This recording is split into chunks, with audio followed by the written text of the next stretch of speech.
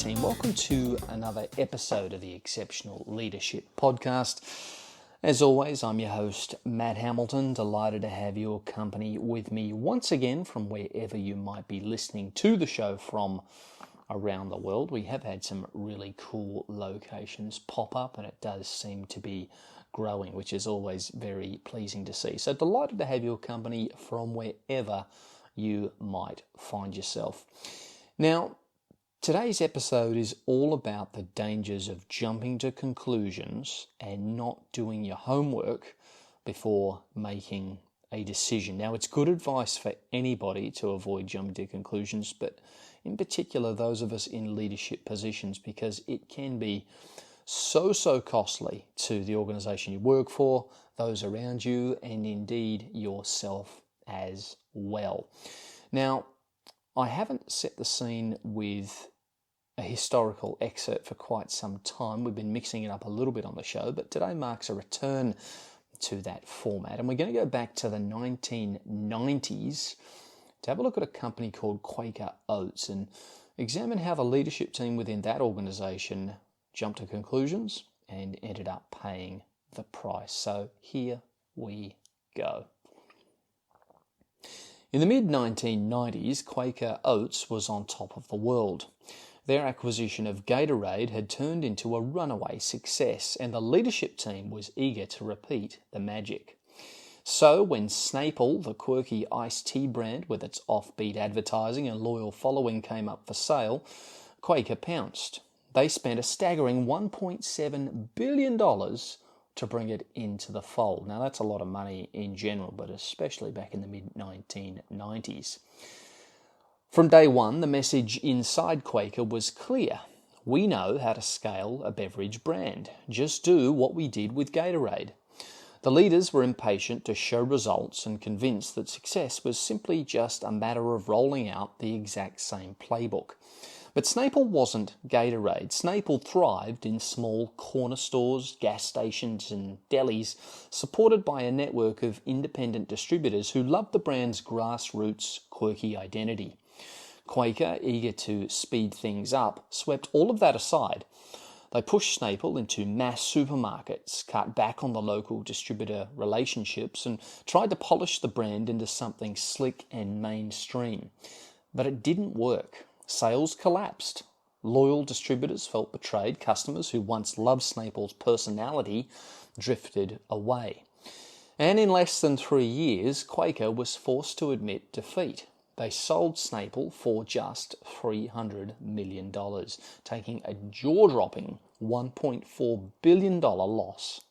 The same leaders who thought that they could shortcut success by just copying and pasting a strategy learned a very painful lesson that day, and that was that impatience and jumping to conclusions can have devastating consequences. Snapple wasn't a system to be forced into a mold. It was a culture, and culture takes time to understand. And that is just one context where we can get ourselves into trouble. A company acquisition and then a marketing strategy to try and build on that acquisition and come up with value. Of course, just one of the many contexts where it can be incredibly damaging to jump to conclusions. And we'll explore a few of those today. Now, it applies to many fields. Money, business dealings, relationships on every single level that you can think of. And usually there's more to be found below the surface with respect to any given situation. Rarely are things as simple as they seem, and it's not until we begin to dig and scratch at the surface that we uncover sometimes the very deep waters underneath. But it's important that we do that, especially as leaders who are in charge, just by the very nature of leadership, we're in charge of more complex things, more complex relationships, organizations, and situations. That is what we're there to do. We're there to lead and there to understand. So there's jumping to conclusions and there's impulsivity. And I think a big contributor to those two things is a heightened emotional state. There are many contexts that this could apply to, but it's a dangerous state of mind in just about any one of them because it leads to poor decisions. Some examples might be anger. Have you ever lashed out at somebody and it's been more to do with you and the day you've had and what you're feeling? Maybe, in fact, it has nothing to do with that situation at all. You've had a bad weekend. You've had stress occur outside of work and you've lashed out at someone over something small, the straw that's broken the camel's back, and all of a sudden, when the emotion subsides and a couple of hours have passed, you look back and you go, I regret that. But sometimes that action, that failure to hit pause and take a moment to think before sending that email or giving someone a bit of a verbal serve, as it were, sometimes our failure to do that can actually cost us very, very dearly. It doesn't have to be billions of dollars, as we saw in the example that we just referred to. It could be a destroyed or impaired relationship that never quite mends as a result. That is very common. Very common. Jumping to conclusions, assuming someone's intent without properly looking into it, assuming without evidence. So it's a dangerous state. It could result in you assuming that, for example, the company has enough room in the budget to hit go on a particular project or a particular purchase, rather than taking the extra time to go and make sure that the numbers are crunched and involve those who have a good eye on the accounts. Without involving them, if you push ahead and you decide to go anyway out of impulsivity and impatience, well, that can have disastrous consequences, can't it? So there are many fields where the consequences can be really severe to others, the organisation, and indeed us personally. So I am generally a really big proponent of, where possible, trying to remove the emotion from a situation so that objectivity isn't clouded. And one of the things I have found that people tend to say about leaders who tend to try and remove emotion from the equation is that they say things like, those leaders lack empathy.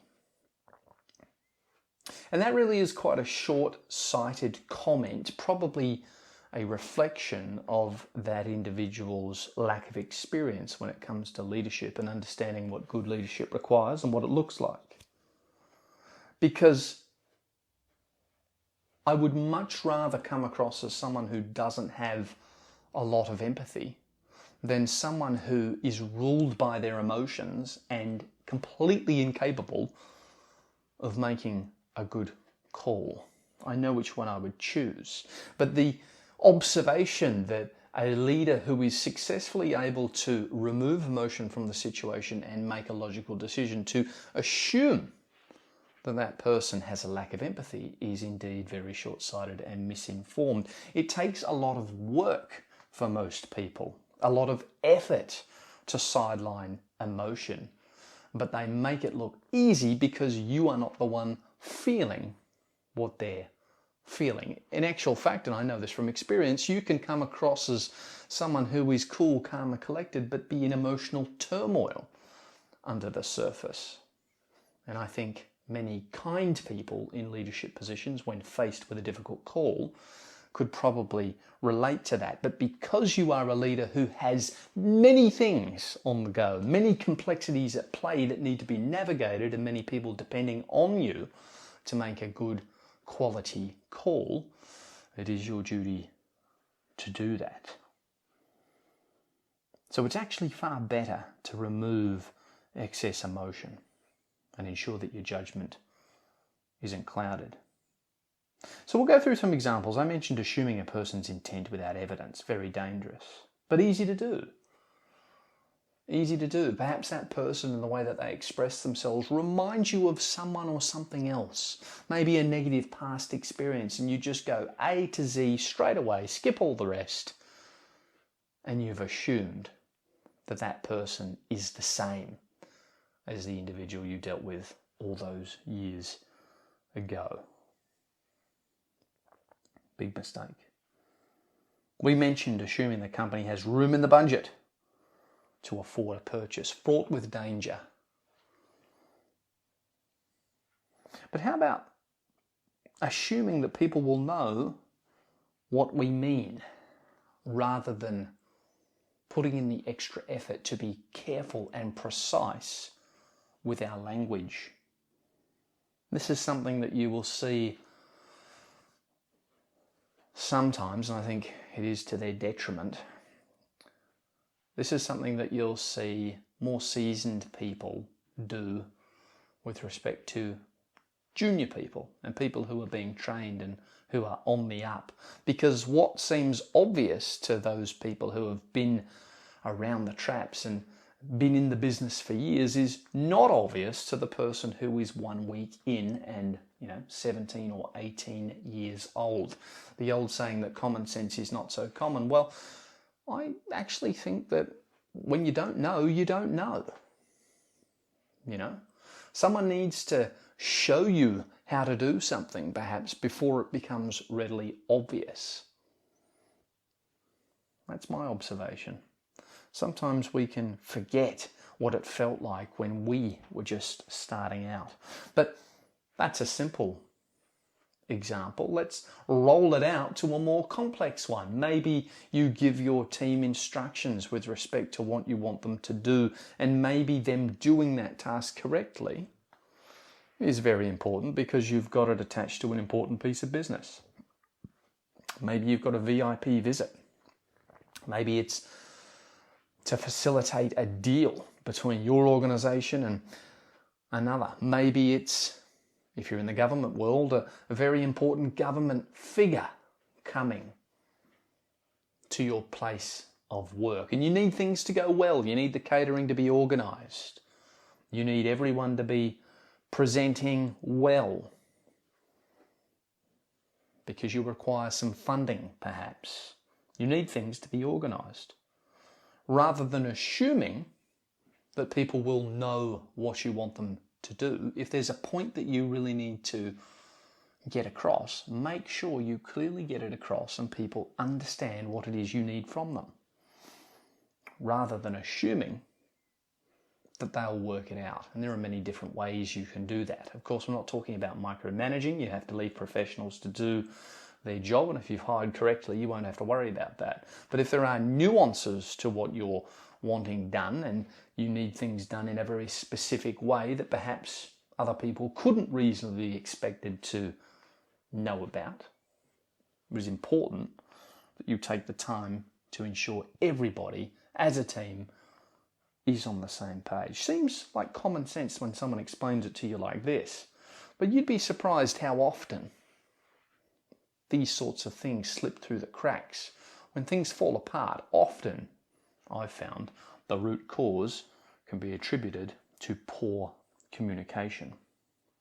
So clarity in comms, very, very important. And these negative results that we get from all these situations that I just highlighted really do indicate leadership deficiency. And I want to close on this point, because I'd rather you didn't get there. I'd rather you didn't have the experience before you started auditing yourself. I'd rather you didn't have to crash and burn before you had a come to Jesus moment and went, oh geez, maybe I need to look at the way that I'm doing things.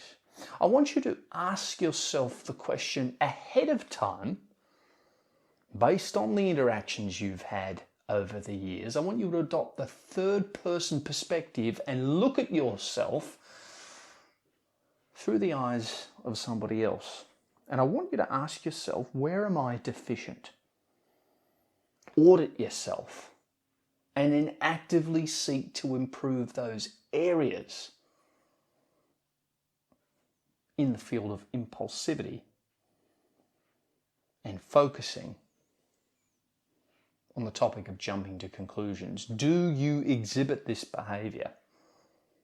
Are you clear with people? Do you tend to let your emotions get the better of you? Are you incapable of sidelining them when you need to be objective? Do you assume people just know what you mean? Audit yourself and do it honestly. Because what you'll find is that this work will not be done for you by other people. A lot of the time, especially if you're in a leadership position, you can find that the entire room thinks you're doing something wrong, but they won't tell you because you're the leader. And there's that intimidation factor. And the more senior you are, the less feedback you're going to get because of that intimidation factor. So it is up to you to audit and self-assess and do that diligently. So be introspective, because nobody else is going to do that work for you. Guys, I will leave it there. Thank you so much once again for joining me. As I always do, I would like to implore you to subscribe to the show if you get value from the content being provided on whatever podcast app you listen to us on. That doesn't matter. And while you're at it, why don't you go ahead, if you'd be so kind, and leave us a 5-star review. That would certainly help. We've got 6 of them on Spotify right now and a few across other platforms, so I'd really love to see us get that number up into double figures. So if you've got value from the show, please take the time to drop us a 5-star review. It would be much appreciated. And with your help, I'm really hoping to grow the show a little bit as well. So if you could tell a few friends, maybe share an episode on social media and tag me, whether that is, well, probably it's best done on Instagram, I suspect, as that's the social media channel that I have the most followers on and I get the most traction. If you could share an episode if it was valuable to you and tag the show and let friends know that way, that would be really, really cool. I cannot grow this show without you. You guys are a crucial piece in this puzzle. So if you think we deserve a few more listeners because we're providing value, I would certainly appreciate you helping me to make that happen. Guys, stay safe, enjoy your week, and we'll catch up again next week. See you later.